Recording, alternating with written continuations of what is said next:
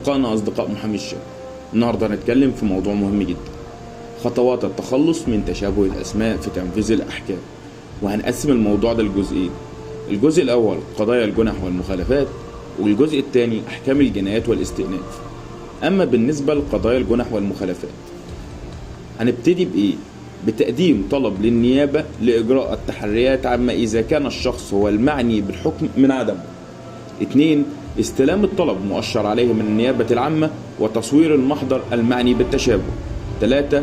يفرق في تشابه الأسماء أحيانا من خلال اسم الأم الذي يوضح الاختلاف. 4. يسلم الطلب للمباحث وعليه يتم الرد بأن الطالب ليس هو المعني بالقضية.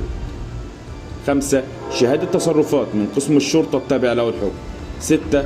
الرد عليه من النيابة الجزئية من خلال أصل القضية والبحث عن أي فروق أو اختلاف بين الشخصين.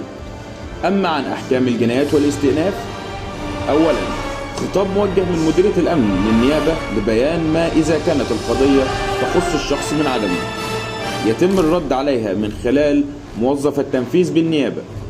3. الاطلاع على أصل القضية لمعرفة الفرق بين المتهم الحقيقي والطالب. أخيرا يتم التفرقة من خلال السن والرقم القومي ومحل الإقامة، وأحيانا اسم الأم والمهنة. السلام عليكم.